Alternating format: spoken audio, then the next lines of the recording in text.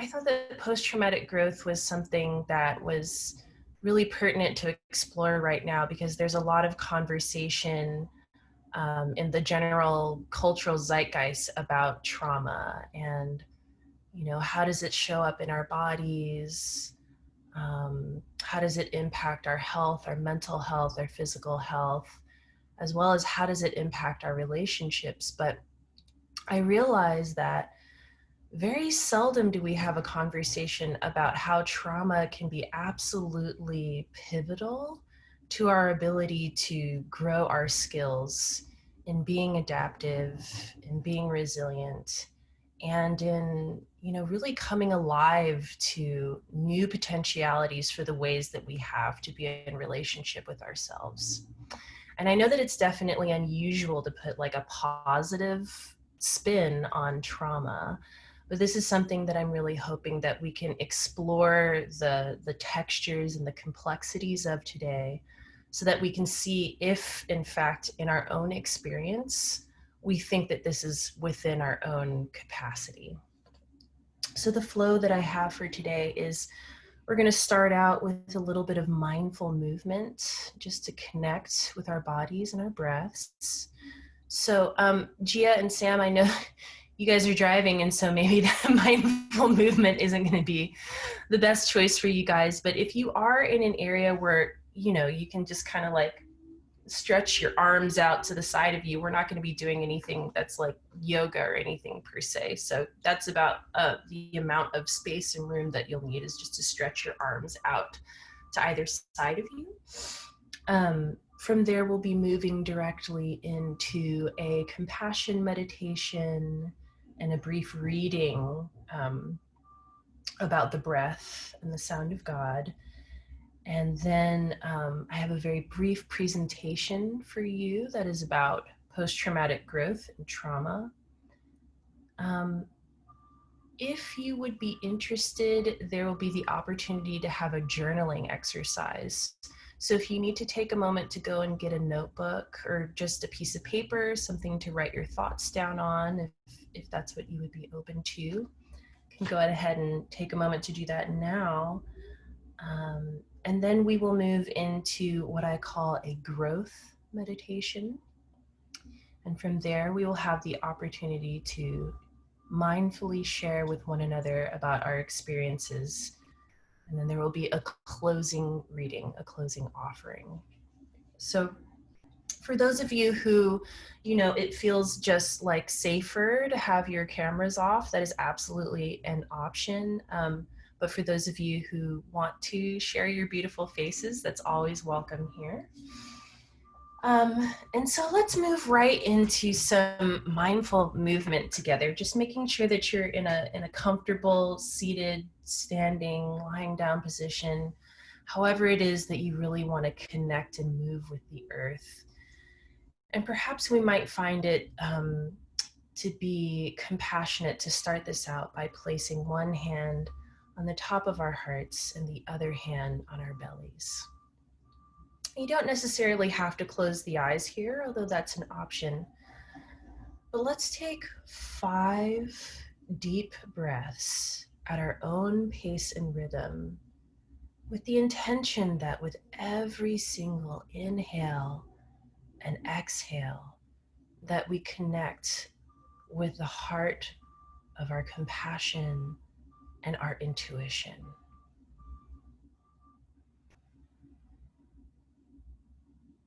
And perhaps you might find yourself connecting more deeply with the felt experience of the earth beneath your bodies.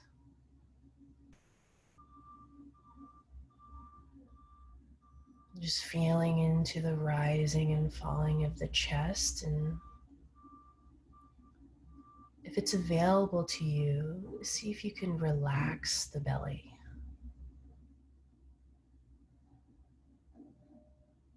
The belly is oftentimes being held tight as a protective response to all of the social and emotional stimuli coming at us in the world. And with the relaxation of the belly, notice if that has any impact on the way that you're carrying your shoulders. So bringing our our breath and our awareness to our shoulders, which so many of my teachers tell me are where we carry the shoulds of life. And when you finish with those deep breaths, we're going to transition into some gentle shoulder rolls. And so inhaling, rolling the shoulders up, back, and exhaling them down. Inhaling them up, back, exhaling them down. And continuing with this gentle rolling motion, almost imagining that the spirit of the ocean is inside of your shoulders. And with every inhale, the waters of the ocean are cresting forward onto the sand. And with every exhale, they're rushing back out. Very gently at your own pace. And then when you feel that you've opened up to some spaciousness in the shoulders, you can begin rotating in the opposite direction. So inhaling them up, forward and down, back, up, forward and down. Really getting into it, like noticing if there are any like pops or crackles or just kind of tightness or tension that begins to let go.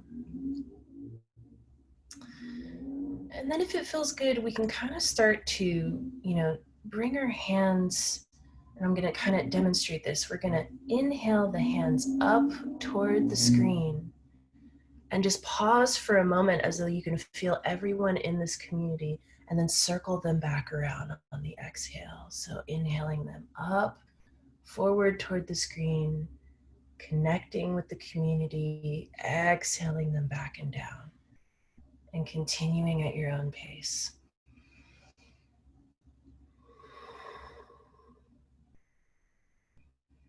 Just making these gentle circular motions, really allowing the back to undulate and complete the rhythm of this movement. And imagining that as we move our hands toward the screen, that we're opening up to receiving the compassionate energy of this community. And that we are allowing it to wash down and over our bodies. Maybe just do 2 or 3 more of these, whatever feels most gentle, and then gently allowing the hands to come down toward the lap or your knees or wherever they want to rest. And noticing the difference in the state of energy in the body. Do you feel a sense of excitement or calm? Whatever is arising right now, just doing our very best to meet this energy like a cherished friend. And then from here on our next inhale, we can begin to do some gentle head and neck rolls. So you're going to like inhale and bring the head and neck to the left and allow it to crest around in a circle over to the right shoulder, and then let the head and neck kind of gently droop forward and hang for a moment. And then just continuing rolling the neck and the head about the shoulders, following with your own rhythm of breath. There's no right or wrong here.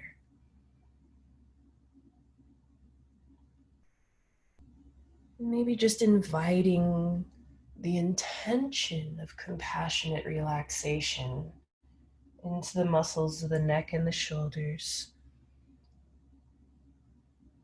And then whenever it feels right, very gently going in the opposite direction.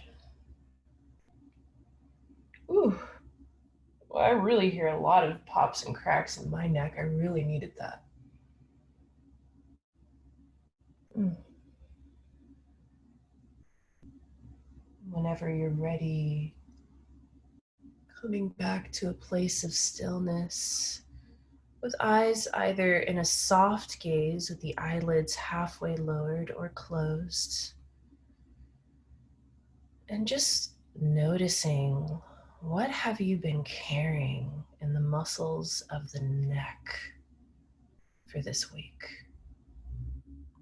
Inviting those sensations to arise, and again meeting them like a friend.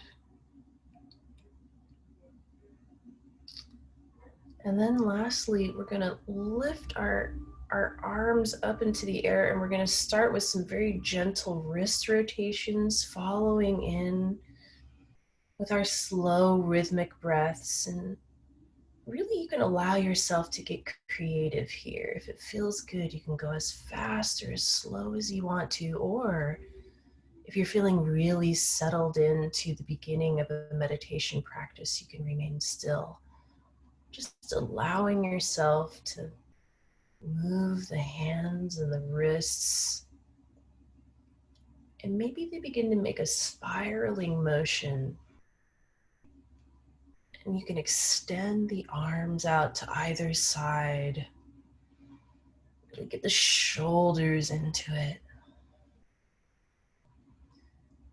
And if you're feeling more still, like holding the space of stillness, just noticing what's arising in the body and the mind as you listen to these instructions. Rotating the arms and the wrists. And then whenever you feel ready, gently bringing the hands back to rest in the lap or on the knees, and coming to stillness. And wherever you are, I'd like to invite you to bring your awareness to your feet. And if your feet are resting on the floor, wherever they are, flowing the breath down to the feet and noticing if one is heavier than the other.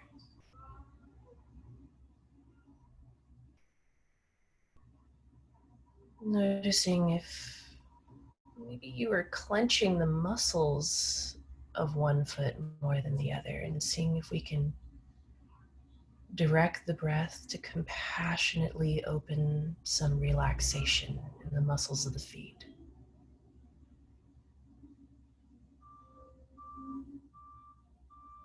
And then bringing the breath and the awareness up through the muscles of the calves and the thighs, bringing attention to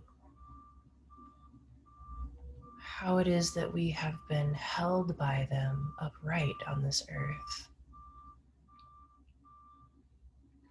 Noticing whatever it is that we're carrying within the muscles of the legs, and perhaps sending some gratitude to them for carrying us through this world.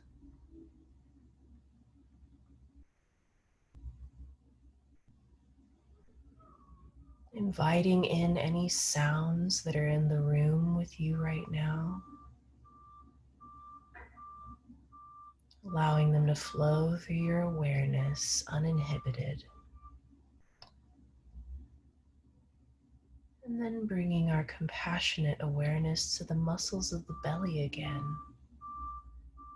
Did the muscles of the belly tighten or constrict? Let's take a couple deep breaths here and see if we can invite some relaxation to the muscles of the belly again.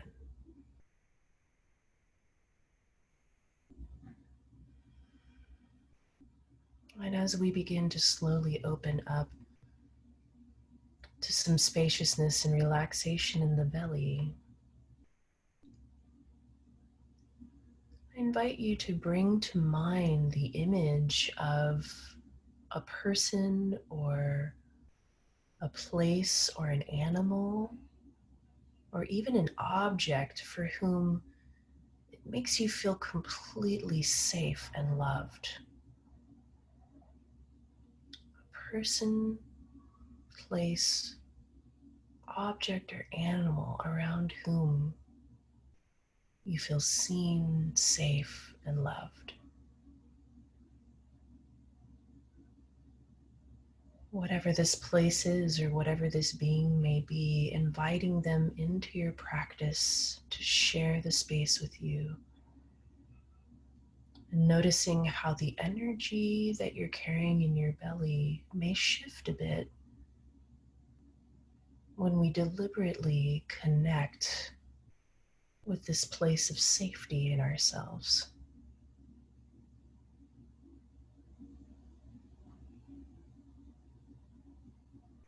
And maybe there's even a beautiful color that arises in relationship with this person, place, animal, or object. Whatever color that is, I invite you to allow it to gently spread through the belly and up through the chest.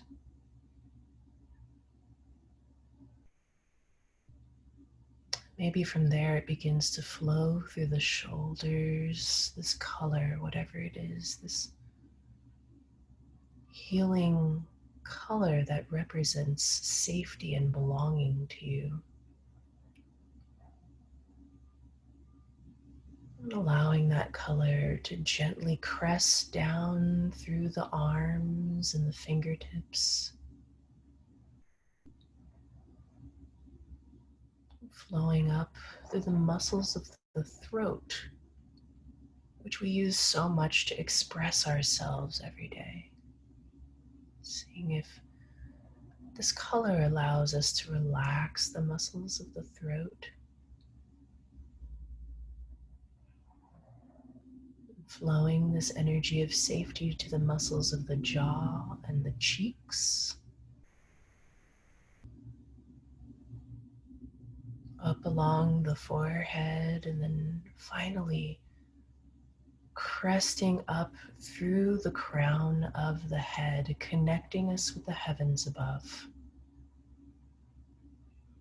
And let's just take a few moments to breathe this feeling and this color all throughout the full length of our bodies, streaming through our feet and the tips of our heads, creating a divine connection with the environment around us.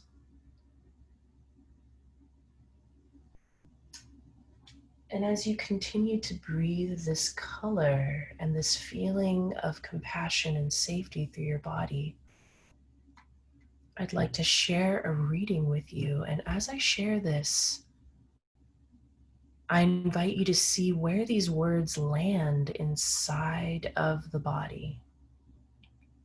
This is from a book called Sound by Joseph Rael.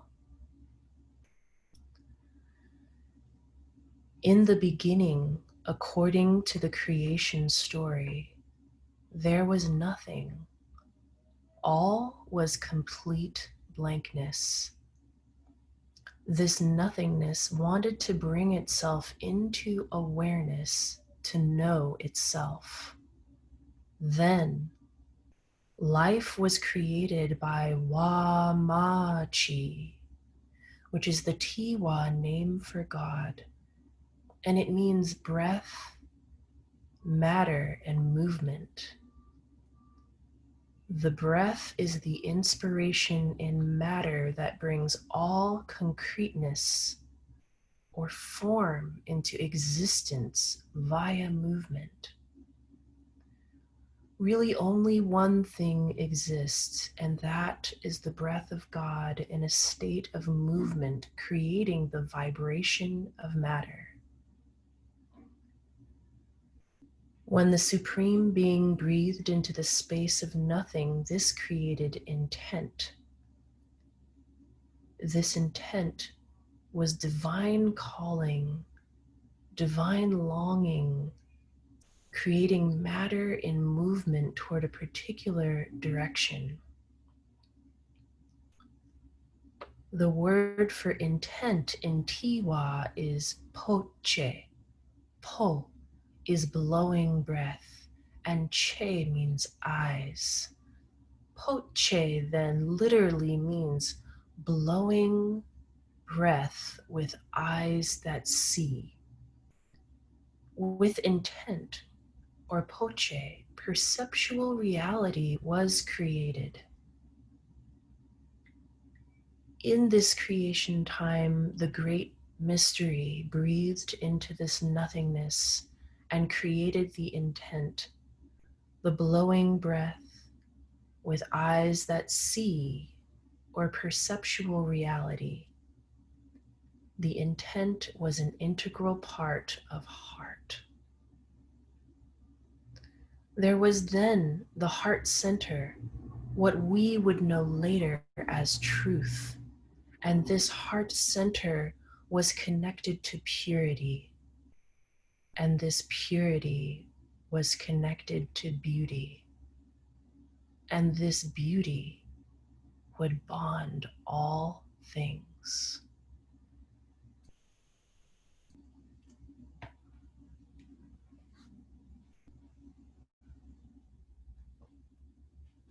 Noticing the frequency, the tonality of these sacred words, I invite us to welcome in our ancestors to this community space, asking for their blessing that we might collectively open ourselves up to a new commitment to loving ourselves, however that might show up for us.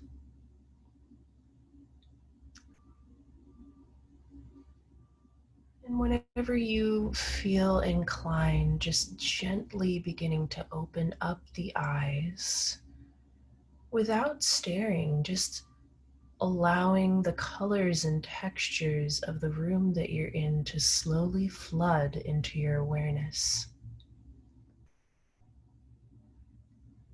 And if it feels right, maybe beginning to slowly rotate the head and neck and taking in the colors and textures around you as if familiarizing yourself with this place for the first time. And noticing that you're in a safe space. How does that feel reflected in your body?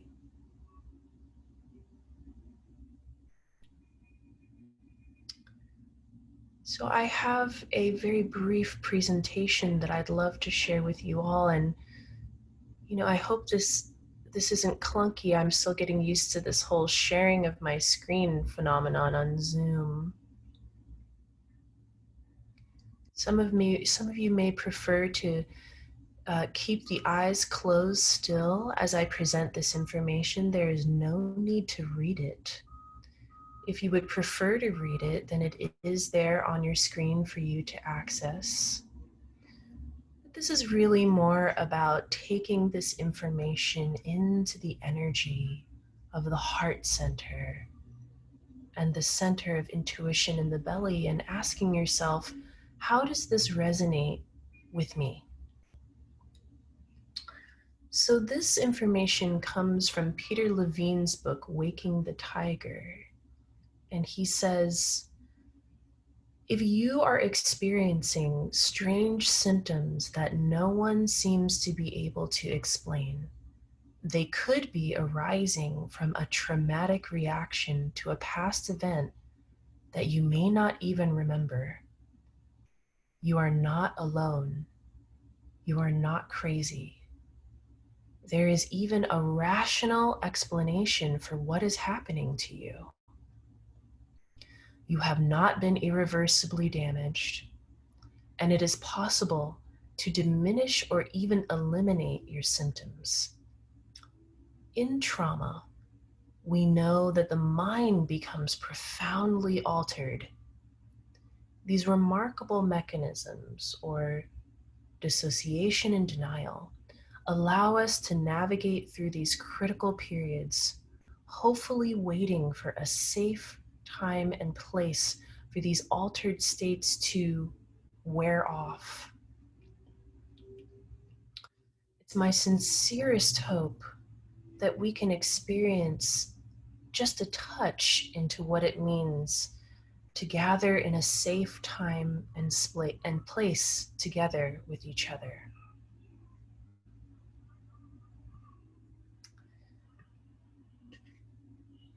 This following quote is from Viktor Frankl, who many of you may know as a Holocaust survivor. And he says, a significant element in the positive change that individuals experience in the wake of trauma is a transformation of their understanding of themselves, of their understanding of the priorities of life, and of their place in the universe. These are areas that are viewed by some persons as religious, and more generally as existential issues. So I'd like to tie the previous slide together with this and just say that it seems to me that we are truly living in a time when we cannot say that trauma isn't a fact of reality. Trauma is a fact of reality for all of us right now, no matter what place that we are coming from.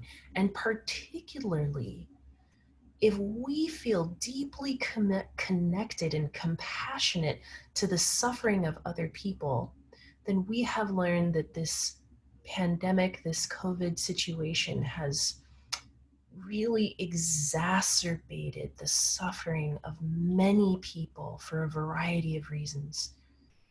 Maybe that is because of the deeply seated institutional and systemic inequalities that exist in our society, right? Or maybe that is because of the illnesses that people are facing, or it could even be as a result of the isolation that we have been going to, and the fact that we as humans feed spiritually and psychologically off of connection. But part of the reason why I wanted to talk about post-traumatic growth is because this is a fascinating and relatively new area of research.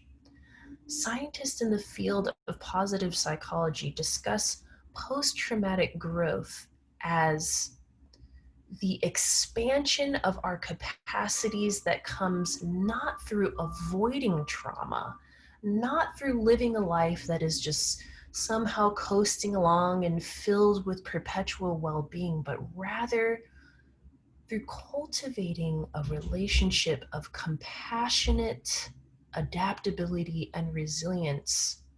They found these 25 factors which arise from people who are able to hold the experience of trauma in such a way that it is deliberately expansive to their consciousness.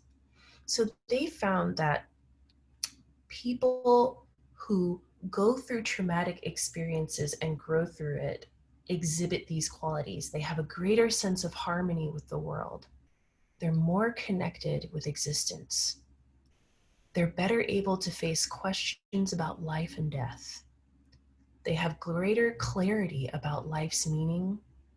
For some, it's stronger religious faith or a better understanding of spirituality. They have a deeper appreciation of each day and for the value of their own life. They experience changes in their priorities, positive changes in their priorities. They feel like they are stronger than they thought they were. They're better able to practice acceptance and handle difficulties. They have greater self-reliance. They try to change things in their life by exploring new opportunities. They want to do better things with their lives. They develop new interests. They're better accepting at meeting others. They learn how wonderful people can be. They can put more effort into their relationships, exhibit more compassion for others. They're more willing to express their emotions. They have a greater sense of closeness with others, and they can count. They've learned they can count on people. Now, what this says to me that I don't think is typical within the discourse around trauma is that for many of us, trauma can actually become an opportunity to literally evolve into a more complex, a more sturdy, a more resilient, a more loving and compassionate and capable way of being in the world. It can actually become like a superpower. And I think that that is the kind of framing that we really need to have right now. And very lastly, I want to share with you all what I'm calling a new vision of trauma and well-being. And so some of you may have some notepads right now. I have some questions that we can explore, but I really wonder if it's possible that we can complicate both the term well-being and post-traumatic growth. It seems to me that there's this implication that well-being and post-traumatic growth are diametrically opposed to one another, that one cannot exist without the other. And why is that? The very term post-traumatic growth seems to imply a linear relationship with time, where there's who we are before the trauma, or maybe you could say in this instance, before COVID. There is who we are during the trauma, and then the growth is somehow happening once the trauma is completely integrated and gone. But what that means, that I actually find myself in disagreement with, is that we are actually saying that it is impossible to experience moments of well-being if in fact we are experiencing trauma. And I don't agree with that. I wonder to myself, is it possible that we can experience moments of well-being amidst the process of healing from trauma? That perhaps they can actually, and indeed they must, coexist together. Well-being and the process of healing from trauma must coexist, especially during these COVID times. Now, that doesn't mean that we're going to be feeling, you know, purely positive feelings all the time. It doesn't, what that means is that we have the capacity to hold emotional states that are very difficult, like anger, depression, sadness, and grief. And if you will, it may help to think of the yin and yang figure in your minds. Recall the yin and yang figure. On one side of the figure, you see this white light. And a lot of the time people associate white light for a variety of different reasons with positivity, right? But in the center of that white light is an orb of black light. And the same is true for the other side, right? You have this expanse of black light, and in the center of that, an orb of white. And what that shows me in this imagery, this yin and yang imagery, shows me that even if we are in certain emotional states that we associate with darkness, there is always that kernel of well-being, of compassion, of hope, and of love. And even too, when we are in states that we associate with the positive emotions, with joy and with being invigorated and filled with creativity and curiosity, there can still always be that core of black light or of darkness. What this means is that we don't have to push any of this to the side. We can actually learn to hold all of these energies together and to work with them in order that we can experience the benefits of post-traumatic growth.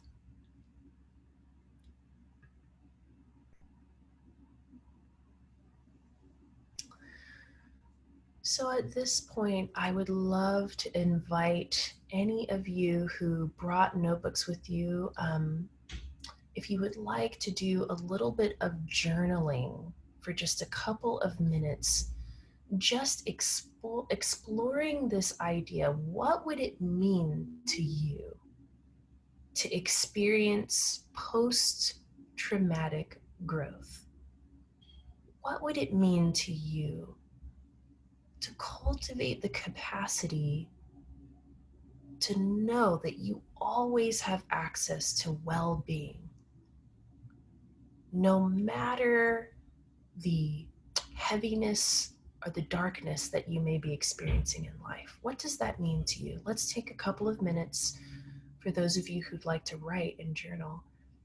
And others of you may prefer to just dwell in the body and continue meditating on the ideas that we have been bringing to bear. And I'll just give us a couple of minutes and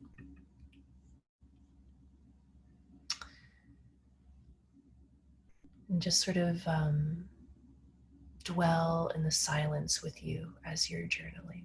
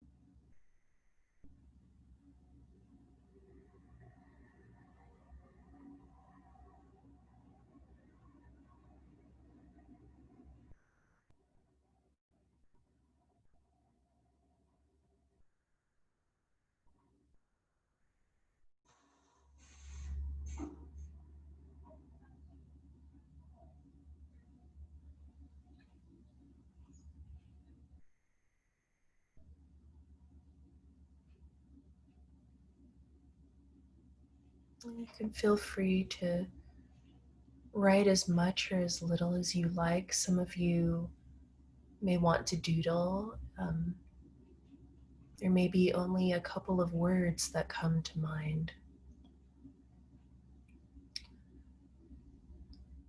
And if you feel inclined in this moment, of course, there's no requirement to.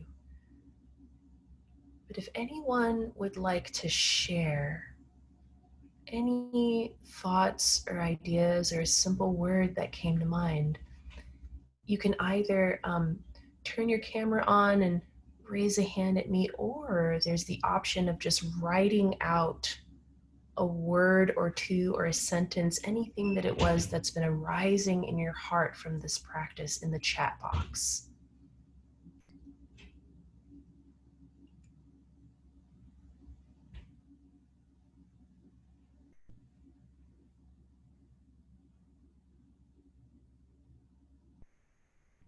Yes, feel free to unmute yourself, Madeline.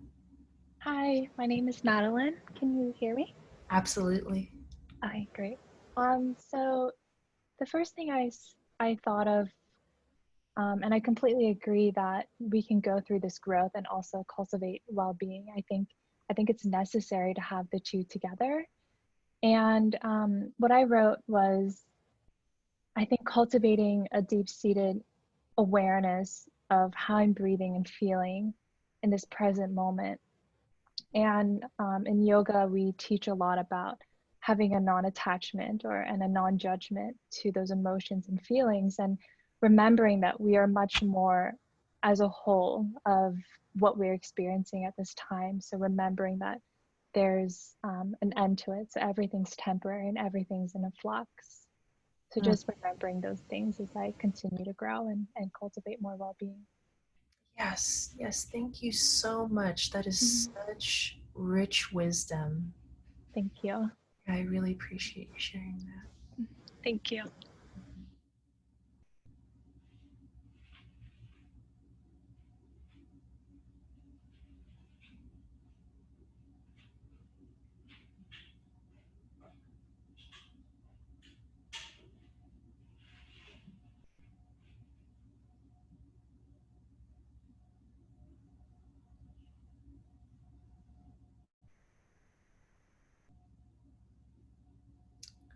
Does anyone else feel called to share anything before I move into the next meditation? Alicia, yes. What I wanted to share is in the space of no right or wrong, I when I can experience that space, I don't feel the need to protect myself, and then I can be curious instead of being in defense. Mm. Mm-hmm. And I feel that is the place I want to continue to grow into that you are speaking about. Mm. Absolutely, absolutely. I mean, really, curiosity, what you're sharing is such precious wisdom because it takes so much strength to bring curiosity to our experiences, especially when our nervous systems are telling us to engage in fight or flight or fainting or freezing or something like that, you know? Instead of going on automatic, to bring that energy of curiosity and to say, what might these emotions or sensations be teaching me, right? Mm, yes. Yeah. And when I'm just sort of curious, when the energy of curiosity arises, what does that feel like inside of the body? It feels like trust, um, like safety. Um, it's instead of the energy being on me, then I can listen. I can be out here. Yeah. Oh, I love that motion that you made. It's almost as though you're indicating spaciousness in a fun. Right. Instead of being here and small and tight in defense, I can be with you. I can be with you. Yeah, absolutely. Right. You're engaging in this powerful act of belonging and interconnection.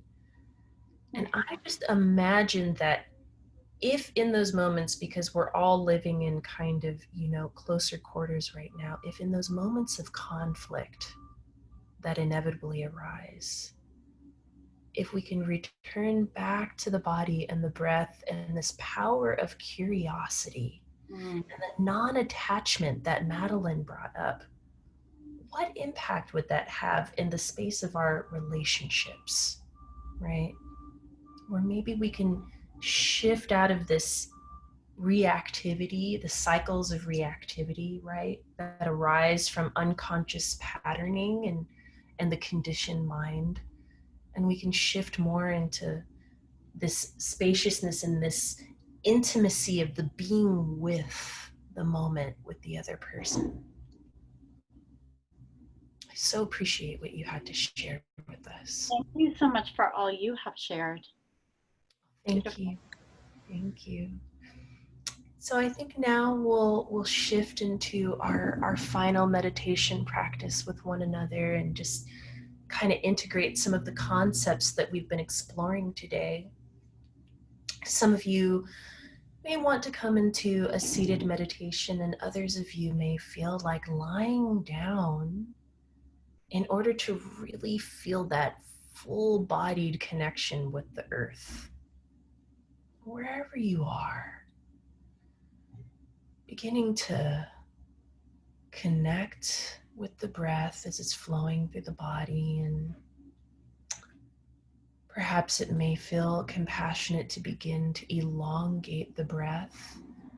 So inhaling to the count of 3 or 4, and also exhaling to the count of 3 or 4.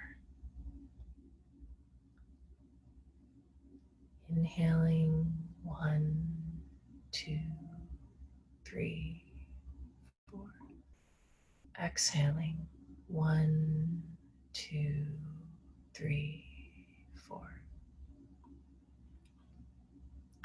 And continuing these elongated inhales and exhales. Some of you may prefer to place one hand on the heart, or maybe one on the belly, or both. Again, connecting to the root of our compassion and intuition. And also remembering the gorgeous quality of color or texture that came to mind when we brought that sacred person, place, animal, or object into our space with us. Perhaps this is the beginning of cultivating a sense of inner sanctuary. I'm just doing a quick check-in with the feet. How are they landing on the earth? Is one heavier than the other? Bringing the awareness to the muscles of the belly and seeing if we can invite relaxation there.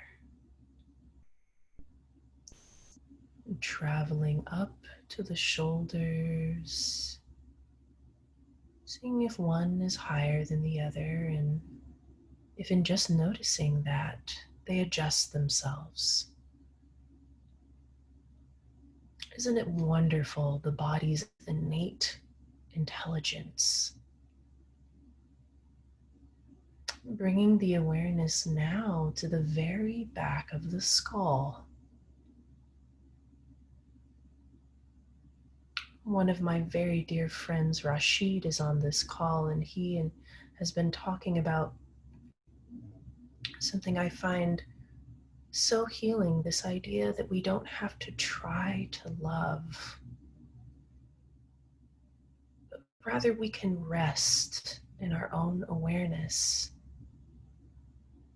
And the fact of that resting brings us into relationship with the fact that we are love. So noticing, does it, when we tune into the back of the skull and imagine that we are resting it in our awareness, what is the impact of this resting on the remainder of the body? Seeing if there's kind of a chain reaction of sorts. Taking a deep breath here, resting in awareness.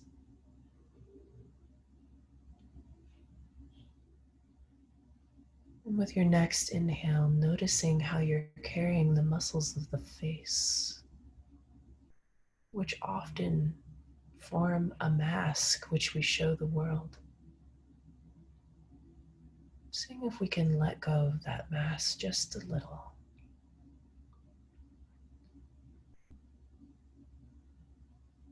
Again, noticing the energy of the ancestors which we have brought with us into the room for their sacred blessing.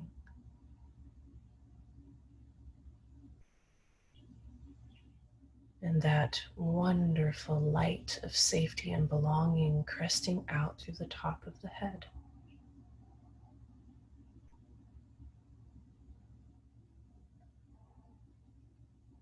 I invite you to see if you can send that color of safety and belonging, of growth and well-being, out to every being who has gathered with us in this beloved community.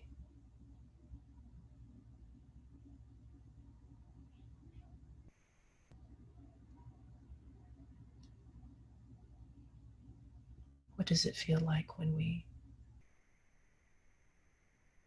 make an offering to one another of our love?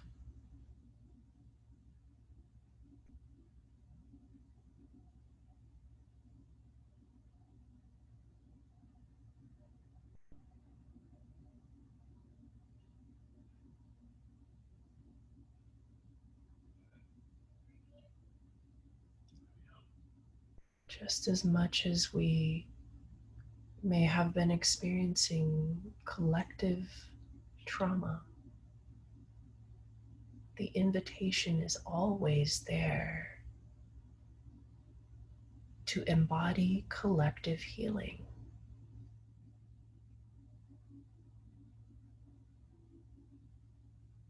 This is our superpower.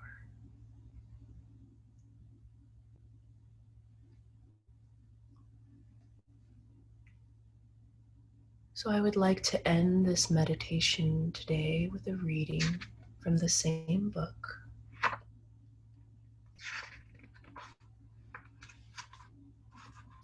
And this reading is called Message to the Elders. Again, remaining in your meditation and just inviting each of these words into a relationship, a healing relationship, the resonant quality of them inviting healing to the body.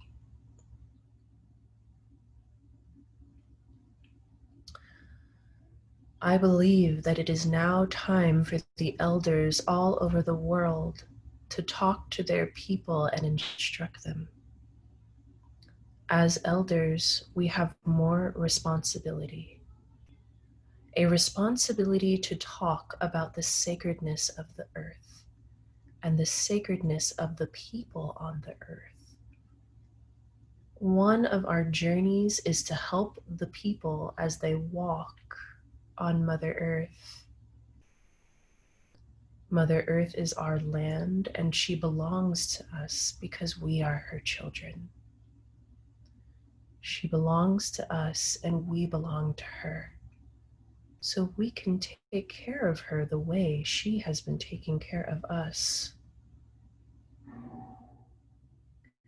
As elders, we can tell our people that now is the time to do this. We have a responsibility as elders to live so that generations that follow us will continue the work of living with Mother Earth, so that Mother Earth will bless us in the way she has blessed us in the past. We are now reaching our autumn time, and in our autumn time, we elders have a responsibility because soon we will be going beyond our winter time. Our seasons of the spring and summer have passed. As we leave, we can leave our children's children a message of hope and light. That message will be that in the end, we are all brothers and sisters, mothers and fathers, uncles and aunts, extended families, and we belong to one great mystery, the mystery that created us in the beginning. And this is the message I present at this time to all the elders and mystics and others who also belong to the first circle of light, which made it possible for all of us, all different tribes, all different peoples to come to this dance, this singing, this long dance of life. Aho!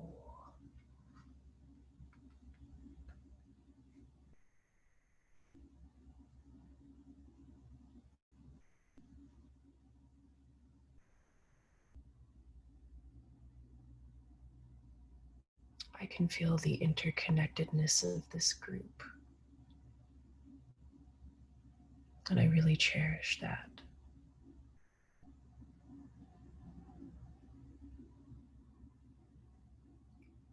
So, slowly and surely again, beginning to open up the eyes if that's in alignment with what feels right to you. Some of you may wish to continue this meditation once the call is over. But if you're ready, just gently allowing color and texture to flow into your awareness. And again, perhaps rotating the head and the neck very gently to take in the felt experience of this sanctuary we've created together.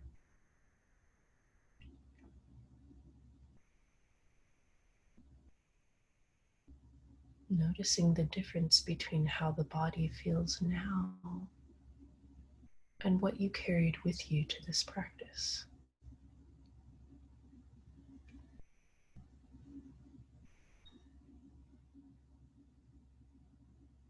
We have just a couple of more minutes, and I'd like to open up the space if anyone has any questions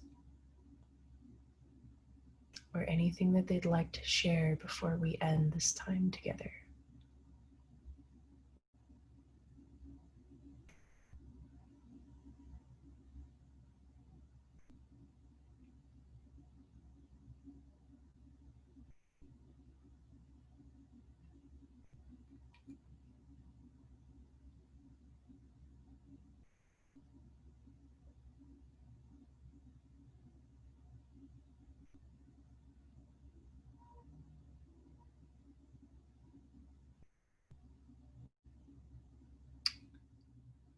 Thank you so much, Carmen and Rachel and Susan.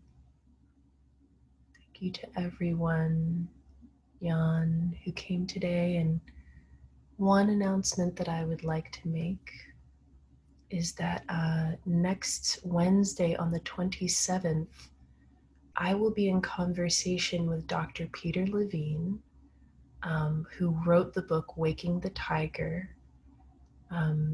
He's really considered the world's foremost expert on trauma. And I'll be posting about that on my Instagram should any of you like to join. We will be having a conversation about hope. What is its meaning, and what is its practice, and what is its utility within the world? And again, I'd just like to thank you so much for sharing your practice with me. I'm so filled with tenderness and love, and I appreciate all of your presence here today. Thank you so much.